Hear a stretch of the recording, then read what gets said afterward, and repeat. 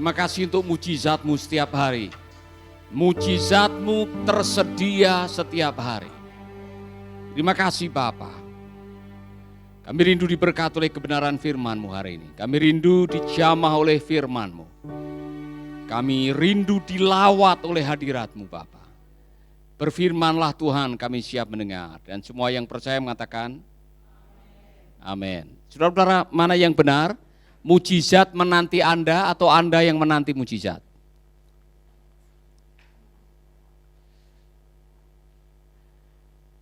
Anda yang menunggu mujizat atau mujizat yang menunggu Anda?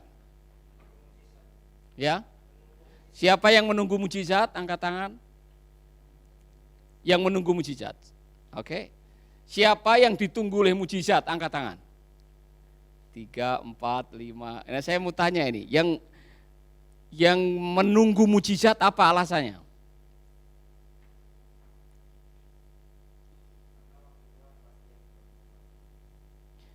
Oke. Abraham menunggu mujizat. Karena mujizat dari Tuhan. Oke, yang ditunggu oleh mujizat siapa? Kenapa ditunggu oleh mujizat? Jadi kalau ditunggu oleh mujizat yang menentukan siapa? Kita. Coba ditelusuri, mujizat terjadi setelah apa? Setelah kita mengambil langkah. Hampir semua mujizat itu terjadi setelah kita mengambil langkah kita.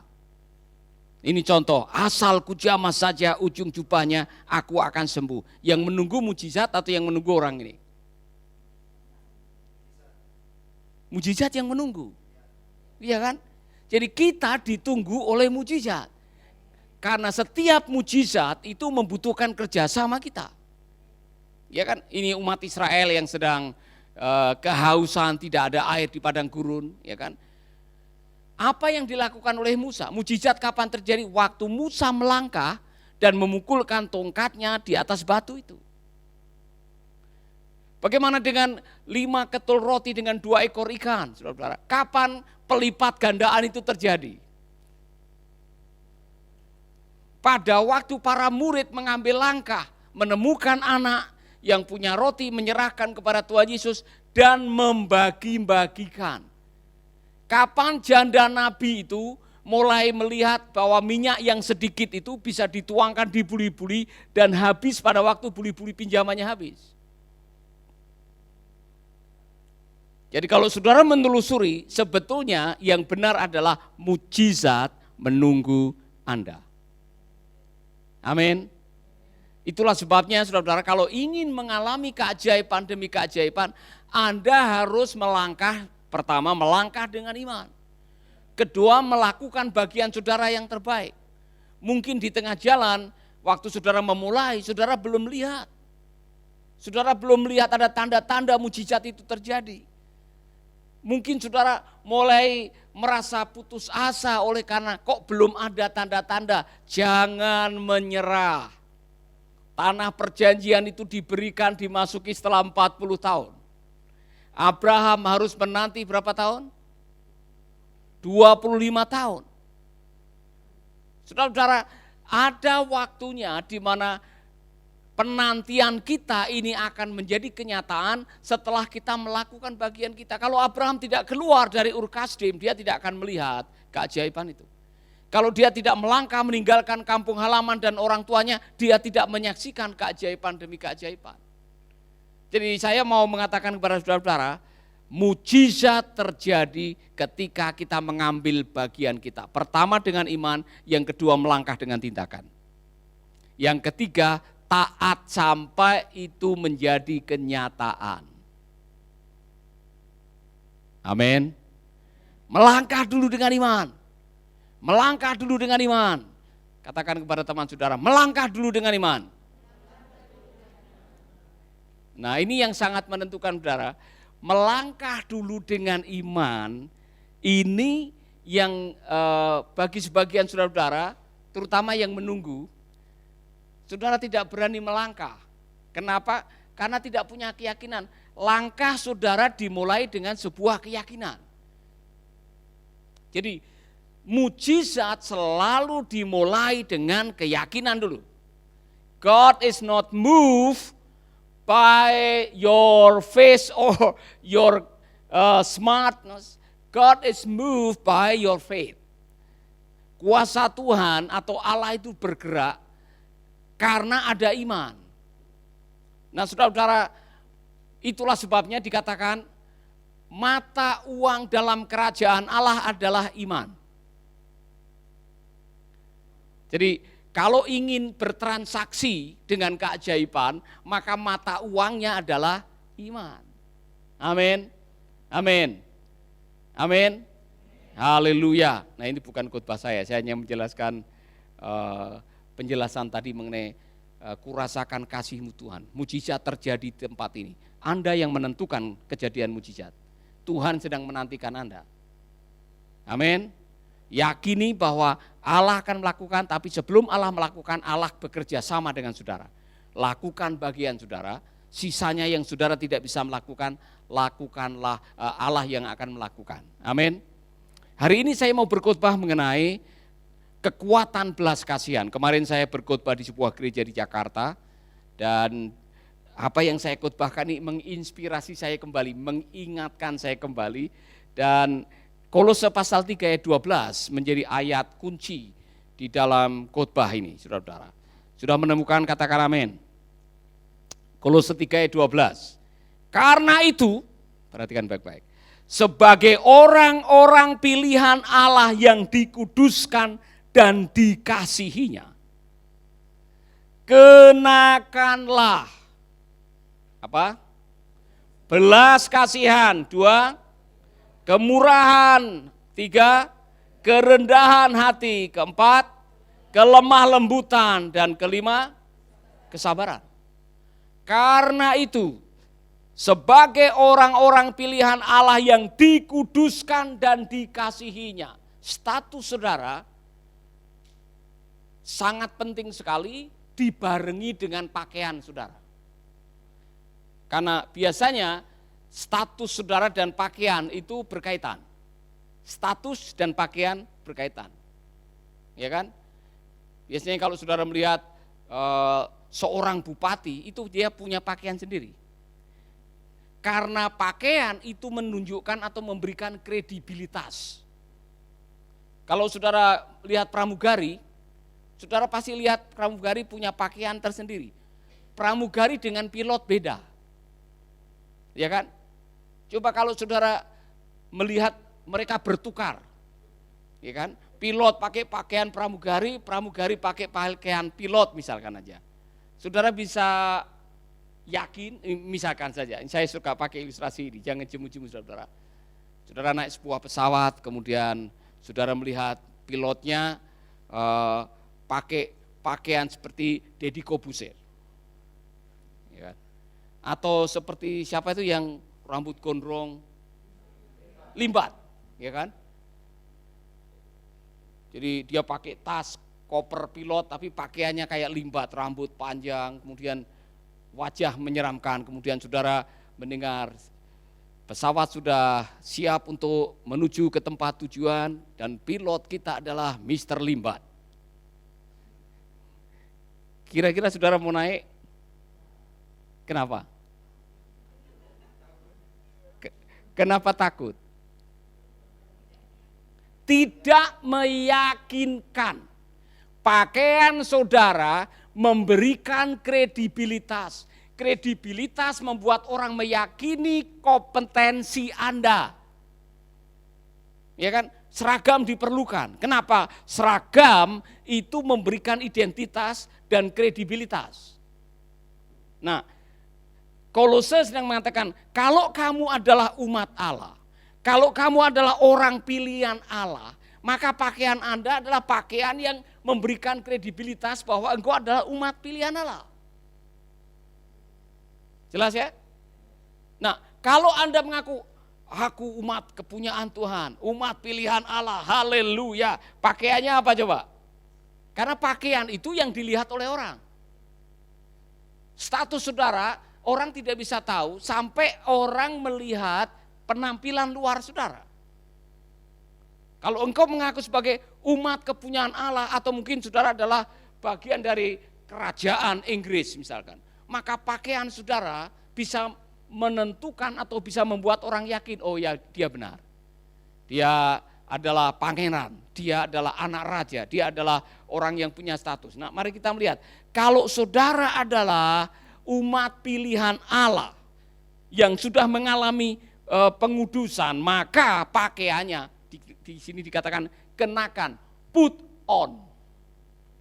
Kenakan. Ini pakaian orang yang disebut umat pilihan Allah, belas kasihan. Saya tertarik karena belas kasihan masuk daftar nomor 1. Mengapa belas kasihan daftar nomor 1? Karena Allah yang memilih saudara adalah Allah yang penuh dengan belas kasihan.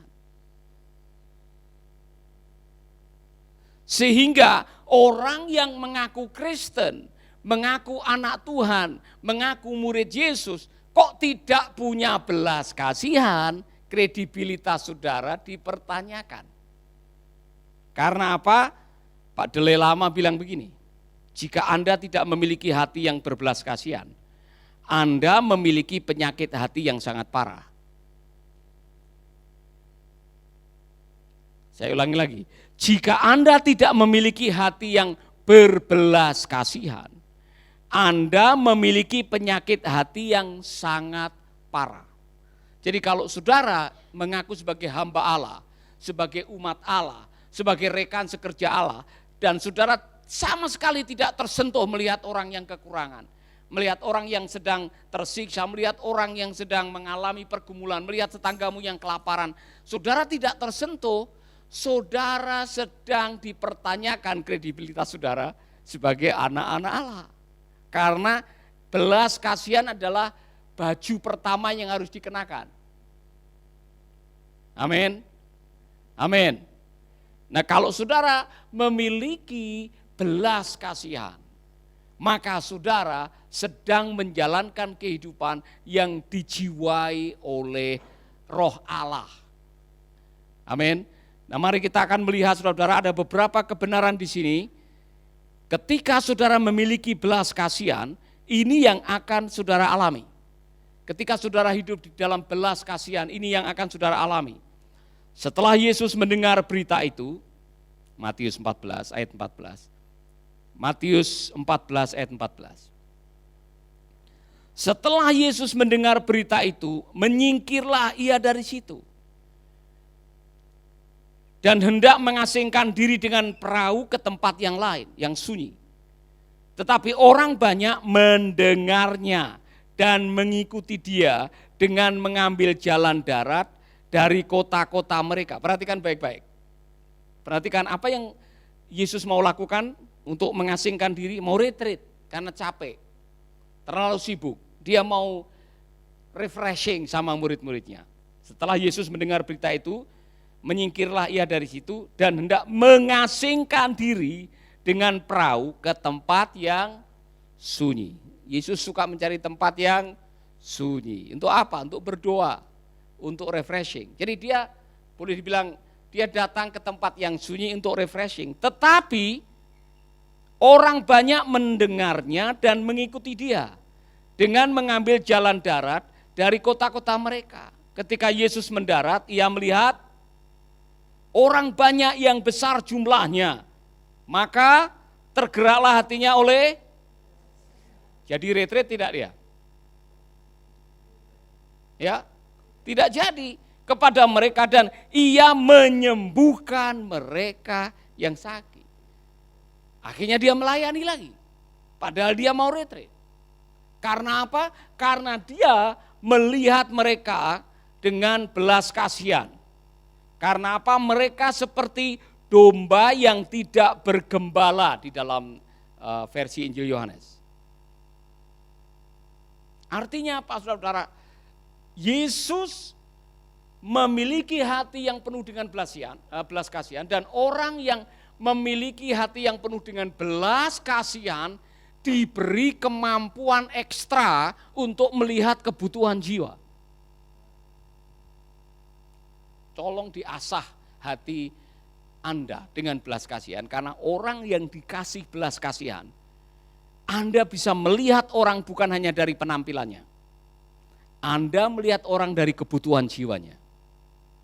Seperti domba yang tidak bergembala. Kalau saudara ketemu dengan orang, apa yang saudara lihat? Jujur saja, kalau saudara ketemu orang yang Anda perhatikan apanya? Pasti penampilannya, wow. Cincinnya semua ada di jarinya. Ini orang kalau jalan begini. Mungkin saudara pernah ketemu seperti itu ya. Sepatunya ada berliannya, kemudian jam tangannya 6 di sini, 4 di sini. Ya. Misalkan aja, ya kan. Kemudian saudara, wow. Hei, pelajari falsafah orang Jawa. Wang Sinawang. Saudara pasti enggak tahu itu. Semua bilang Wang Sinawang. Jangan terjebak dan ketipu dengan penampilan orang. Ada orang yang kelihatan mewah, luar biasa, hatinya lagi menjerit. Jiwanya lagi hancur. Oh, kelihatan make up-nya tebel bagus, ya kan. Kemudian kesana kemari tebar senyum, ya. Dalamnya ada kepahitan. Kita tidak pernah tahu ada yang datang pakai mobil Lamborghini, saudara, itu pinjaman. Jadi Wang Sinawang. Nah, orang yang memiliki belas kasihan, dia tidak akan terkecoh dengan penampilan luar seseorang. Amin. Saya masih ingat siapa yang membawa pengusaha dari Portugal itu. Dia datang ke sini mau coba kerjasama dengan kita mengimpor kopi dari Indonesia. Ya. Saya bawa ke restoran di Kading. Pada waktu kita lagi makan, dia ceritakan mengenai pernikahannya, dia ceritakan mengenai keluarganya. Oh, saya melihat ini orang perlu Tuhan. Nah, dia bukan orang Kristen. Jadi akhirnya di ujung makan siang itu saya tawarkan, Yesus bisa menolong kamu. Yesus bisa mengentaskan kamu dari pergumulan hidupmu. Yesus bahkan bisa menyelesaikan masalah pernikahanmu. Kamu perlu percaya kepada Yesus sekarang juga. Kalau kamu mau didoakan percaya Yesus, saya mau berdoa nih. Langsung dia bilang, doakan saya. Saya tumpang tangan berdoa, saudara, lupa ngomongin mengenai kopi. Jadi tidak jadi ngomongin kopi karena apa? Saya lihat dia perlu Tuhan. Amin. Mungkin Pak Rudi tahu juga, Pak Rudi kita hari Jumat kemarin ketemu dengan orang tuan tanah ya. Di Bedugul sana, di Baturiti. Dan saya pernah minum di kafenya itu, besar sekali saudara. Jadi orang ini luar biasa, maksudnya dia pengalamannya luar biasa, dia ceritakan waktu dia duduk sambil minum kopi, dia mulai ceritakan pengalamannya, pengaruhnya, suksesnya dan sebagainya. Tapi setelah saya dengar, oh dia sedang kecewa. Dia sedang kecewa, langsung saya bilang, ini obat kecewa, hidup yang sisa di umur Bapak, jangan simpan kepahitan, jangan simpan kekecewaan. Sekarang waktunya kita menebar kebaikan, bla bla bla bla. Mau enggak saya berdoa? Temennya pengacara datang. Mau berdoa? Saya doa, kita berdoa. Saudara, setelah kita berdoa dia bilang, kalau mau pakai tempat ini untuk pertemuan Pak silakan. Dia bilang silakan. Saudara-saudara, kita ketika bertemu dengan orang, karena motivasi kita adalah untuk menyampaikan belas kasihan ilahi, ketika kita hatinya dipenuhi dengan belas kasihan, Tuhan akan menolong saudara untuk menemukan kebutuhan jiwa orang itu. Bukan hanya kebutuhan yang terucap, kebutuhan yang terdalam. Dalam penginjilan, saudara harus belajar ada dua hal. Felt need dengan real need.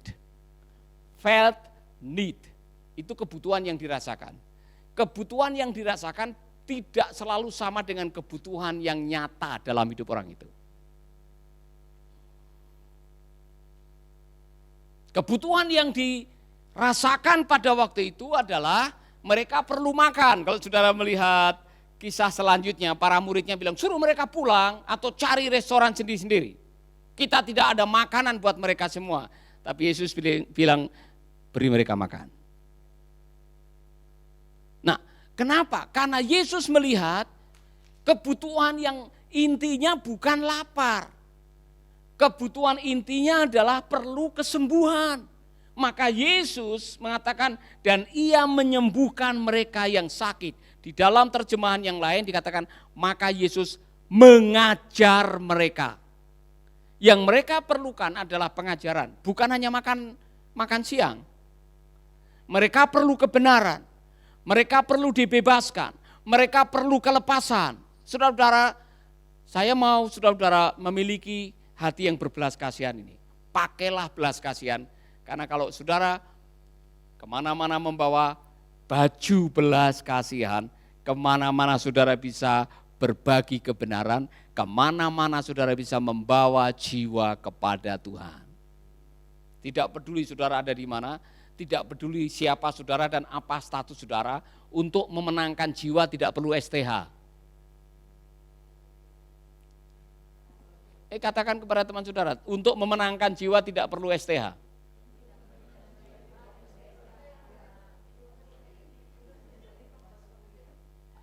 Saya malah takut kadang-kadang terlanjur dapat STH, MTH, DTH dan belum memenangkan satu jiwa pun.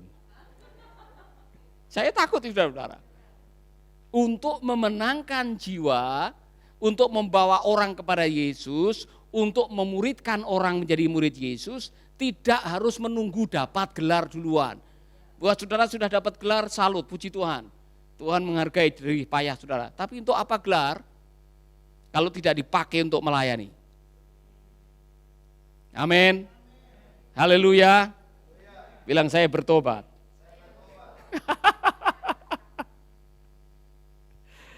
Belas kasihan adalah awal dari segalanya. Saudara teliti, minimal ada 26 kali kata belas kasihan ditulis dalam perjanjian baru.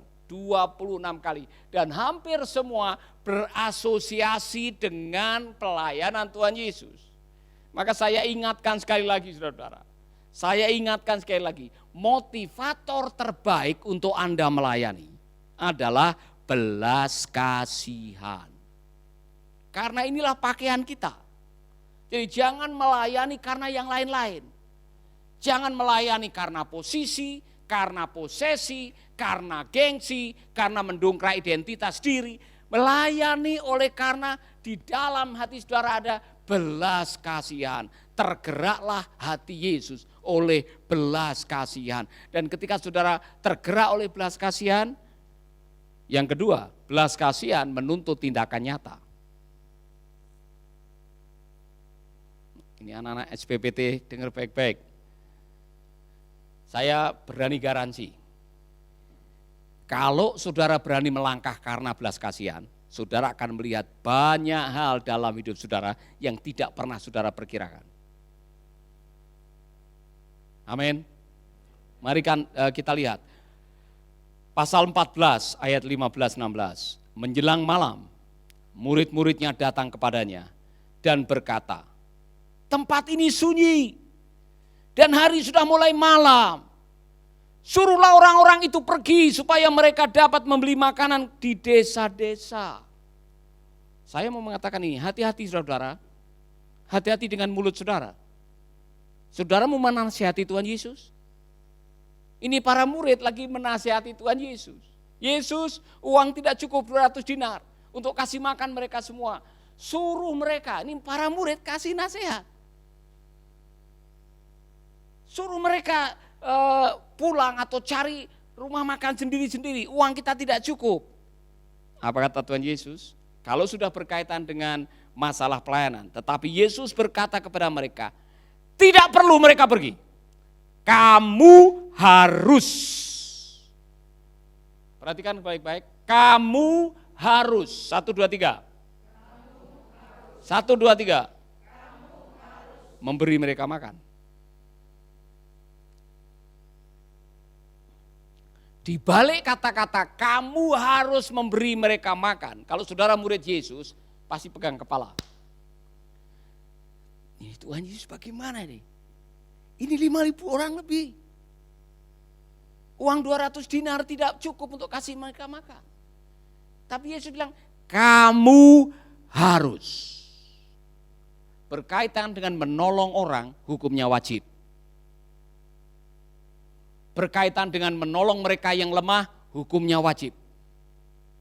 Berkaitan menolong orang yang sedang kelaparan, orang yang tersisih, orang yang tercecer, orang yang terpinggirkan, hukumnya wajib. Jadi kalau ada orang Kristen melihat ada orang yang sedang membutuhkan, mungkin saudara hanya mengucapkan selamat, ini tetanggamu lagi kelaparan, mereka lagi berdoa, Tuhan beri kami makan. Saudara langsung mendatangi, selamat makan saudaraku.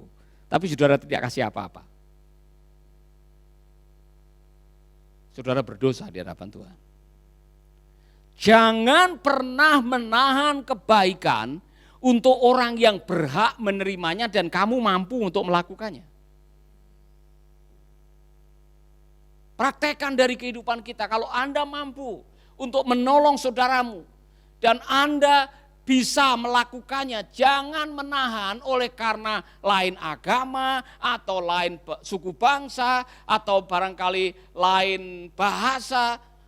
Saudara-saudara, menolong orang tidak memandang agama, suku bangsa atau bahasa.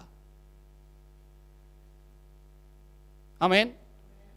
Karena Tuhan mencintai semua umatnya, dia menghadirkan hujan untuk orang baik dan orang jahat. Dia menghadirkan sinar matahari untuk orang yang berdosa dan orang yang tidak berdosa. Kita dituntut untuk melakukan yang sama. Kalau mau menolong orang, di sini yang dikatakan siapa yang lapar, siapa yang terbelenggu, siapa yang miskin, siapa yang lemah, tolonglah mereka. Amin. Maka Tuhan akan melakukan bagiannya ketika saudara mulai melangkah melakukannya. Menolong orang yang lemah itu hukumnya wajib.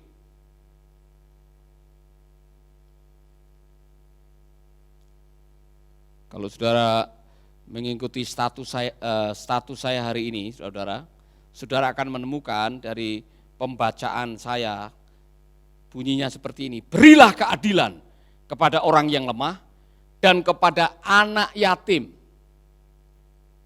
Belalah hak orang sengsara dan orang yang kekurangan. Belalah hak orang yang sengsara dan orang yang kekurangan. Karena ketika saudara melakukan ini, saudara sedang melakukan bagiannya Tuhan. Saudara tahu bahwa anak yatim, para janda, orang tertindas, kalau berdoa mujarab tuh doanya. Karena Tuhan menjadi pembela buat anak yatim dan orang yang tertindas.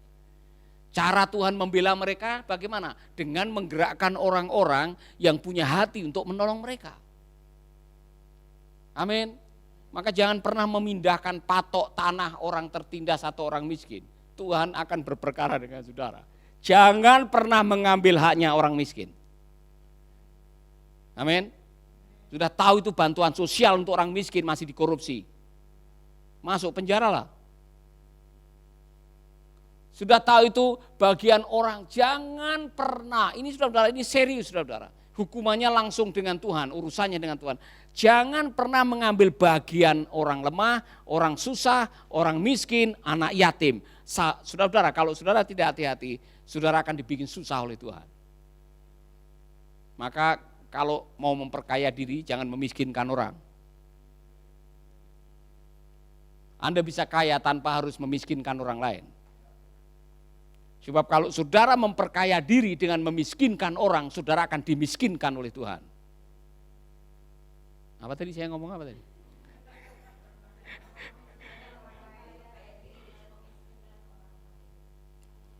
Itu urusannya dengan firman Tuhan, saudara. Ini penting sekali. Amin. Saya ngomong apa tadi? Jangan pernah memperkaya diri dengan memiskinkan orang. Karena kalau saudara melakukan itu, saudara akan berurusan dengan Tuhan. Saya ngomong sekali lagi, tolong viralkan video ini saudara yang nonton nih, viralkan ini. Jangan pernah memperkaya diri dengan memiskinkan orang. Mengambil tanah orang, mengambil hak anak-anak lemah, mengambil bagiannya orang yang tertindas. Jangan sampai Anda memperkaya diri dengan memperkosa hak orang atau melemahkan atau memiskinkan orang lain. Saya ulangi lagi, urusannya dengan Tuhan. Sudah diviralkan belum? Viralkan sekarang, viralkan. Ini penting sekali saudara untuk negara ini. Iya kan? Saya mau mengatakan ini, ketika kita kehilangan belas kasihan hanya untuk ego kita, untuk memenuhi egosentris atau kepentingan diri sendiri. Saya mau kasih tahu, ketika Anda mati nanti, kebaikan Anda itu akan diperhitungkan. Kebaikan saudara diperhitungkan oleh Tuhan. Maka jangan sampai Anda ingin terkesan hebat dengan cara melakukan hal-hal yang tidak baik. Hidup ini sekali. Mari kita melakukan sesuatu yang baik. Kalau saya boleh mengatakan, tabunglah kebaikan sebanyak-banyaknya. Karena ketika Anda masuk surga akan mendengar suara, sabaslah hambaku yang, dan ada dua kata itu. Baik dan setia. Ada seorang dari Jakarta yang minta saya mendoakan. Dia pemain perkusi terbaik. Dia ikut konser-konser internasional. Bapaknya seorang jenderal. Dia punya tanah banyak. Tapi di umur ke-60 dia masih bingung. Saya harus bikin apa? Saya doakan dia nangis. Dia bilang, di umur seperti kita ini, yang sudah mulai bau tanah, tabunglah kebaikan. Ya, kalau yang masih bau wangi, bersyukurlah saudara. Sebentar lagi saudara akan bau tanah atau bau kembang. Kita semua akan menuju ke sana. Tabunglah kebaikan. Oleh karena itu saya menyarankan saudara untuk pengingat-ingat saudara-saudara. Tolong beli batu nisan sekarang. Taruh di kamar saudara.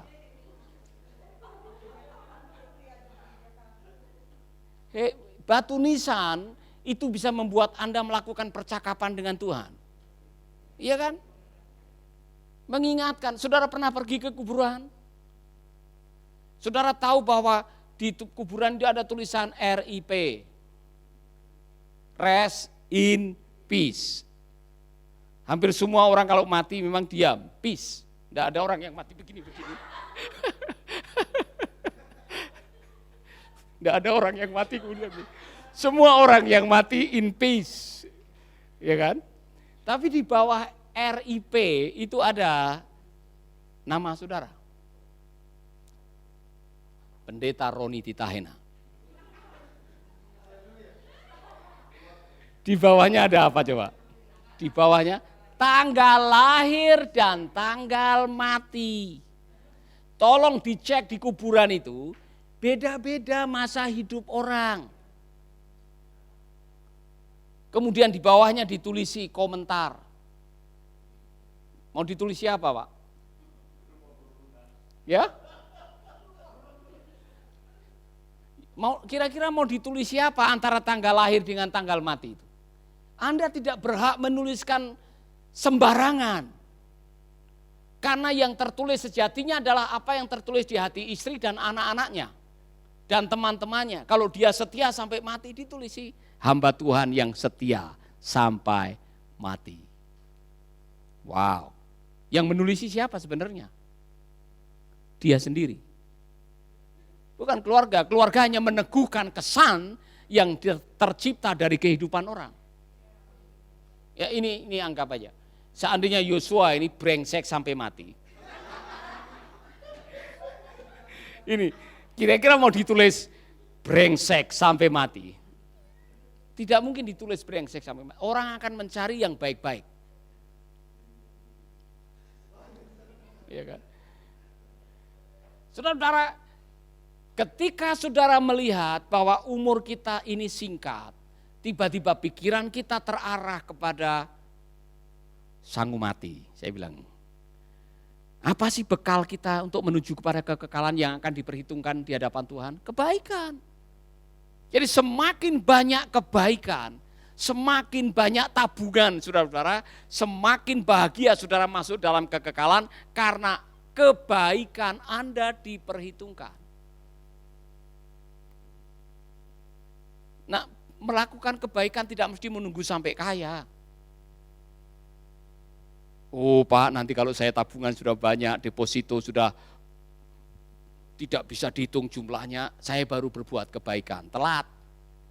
Jangan-jangan saudara belum sempat ngambil deposito sudah mati duluan. Oh nanti kalau saya sudah dapat posisi, ada jabatan, saya sudah umur dan saya sudah banyak waktu, saya akan melakukan. Baru ngomong langsung dicabut nyawa saudara. Telat. Sekaranglah waktunya kita berbuat kebaikan. Katakan kepada saudara-saudara. Amin. Terakhir. Mengapa kita harus mengenakan belas kasihan? Karena belas kasihan mengundang keajaiban. Belas kasihan itu mengundang keajaiban. Katakan kepada teman saudara. 1, 2, 3. Belas kasihan itu mengundang keajaiban. Ayat 20-21. Dan mereka semuanya makan sampai kenyang tanpa harus beli di warung. Kemudian orang mengumpulkan potongan-potongan roti yang sisa. 12 bakul penuh. Masih ada sisa lagi. Dan penulis Injil Matius ini mengatakan yang ikut makan kira-kira 5.000 laki-laki.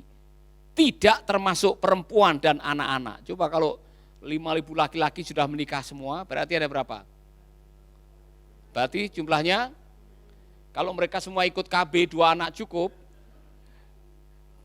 20.000, 5 ketul roti dengan 2 ekor ikan bisa mencukupi 5.000. Artinya apa?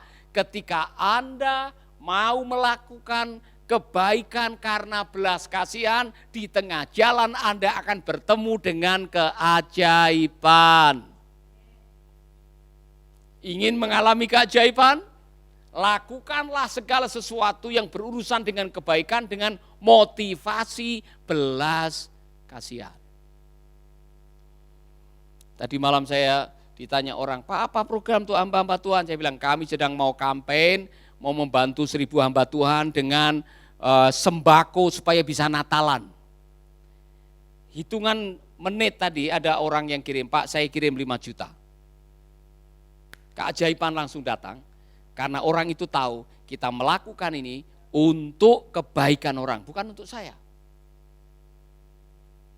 Dan saya tahu ini akan mengalir lagi, akan mengalir lagi, akan mengalir lagi. Hari Kamis nanti ada seorang pengusaha dari Surabaya yang akan ketemu dengan kita. Mau tanya apa proyek-proyek misi kita. Saudara, ketika kita melakukan sesuatu dengan tujuan untuk belas kasihan, dimotivasi oleh belas kasihan, untuk kebaikan orang, dan kita mau dipakai oleh Tuhan, cara Tuhan memberkati saudara kadang-kadang di luar kepala dan pikiran kita. Lakukan bagian saudara. Amin. Amin. Punya belas kasihan? Haleluya. Mari kita mempraktekkan belas kasihan. Kalau tidak, saudara harus sering menyanyikan lagu itu.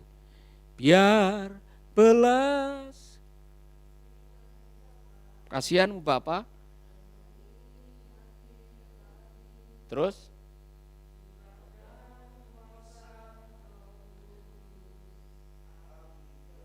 Mungkin harus dinyanyikan ini. Coba Abi maju ke depan, mana Abi? Turun. Mari kita nyanyikan lagu ini. Biar belas kasihanmu Bapa.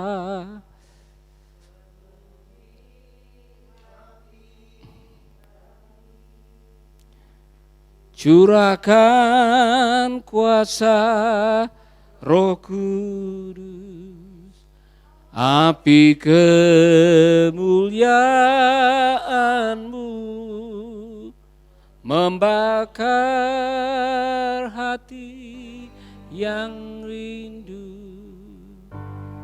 untuk melayani sampai seluruh negeri ini,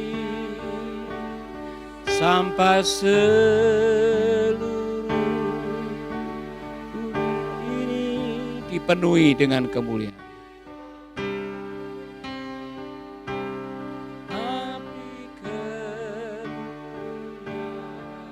Mari kita berdiri bersama-sama. Biar belas kasihan-Mu Bapa memenuhi. Belas kasihan-Mu Bapa memenuhi hati kami. Curahkan kuasa Roh api kemuliaan-Mu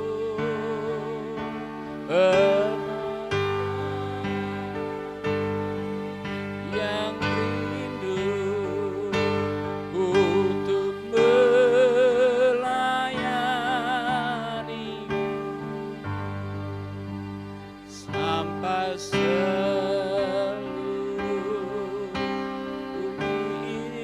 sampai seluruh negeri ini. Seluruh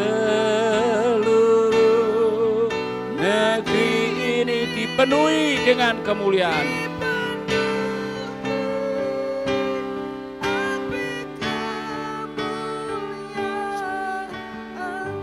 Pagi hari ini saya menantang saudara-saudara yang mungkin sudah lama saudara melalaikan belas kasihan. Saudara sudah kehilangan rasa belas asih. Saudara tidak peduli dengan mereka yang membutuhkan pertolongan. Dan pagi hari ini saudara ditemplak oleh Tuhan. Dan jauh di lubuk hati saudara, saudara mengatakan, Tuhan biarlah belas kasihan memenuhi hati kami. Nyanyikan lagu ini sekali lagi. Saya akan berdoa buat saudara. Biar belas kasihan. Amin, amin, amin.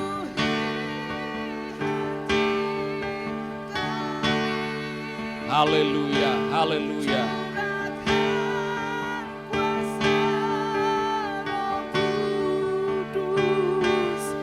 Api kemuliaan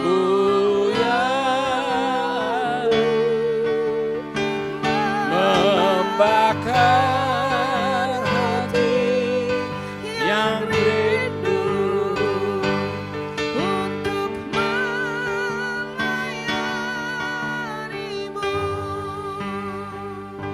sampai seluruh negeri ini, sampai seluruh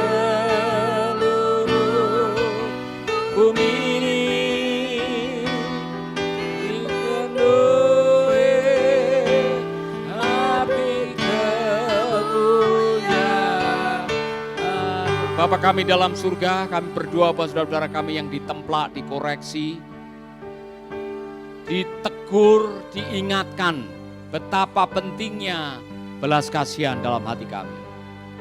Biarlah belas kasihan-Mu memenuhi hati kami sehingga kami boleh menjadi orang yang peduli dengan mereka yang tersisih, mereka yang tertindas, mereka yang lemah, mereka yang tercecer, mereka yang tidak dianggap, mereka yang tidak berbapak, mereka yang membutuhkan pertolongan.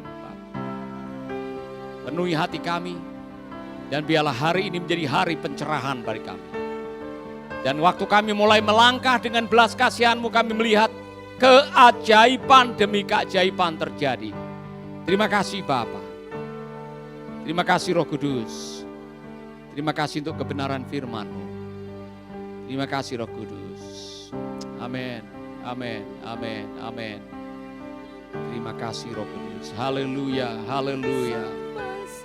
Haleluya, amin, amin. Terima kasih.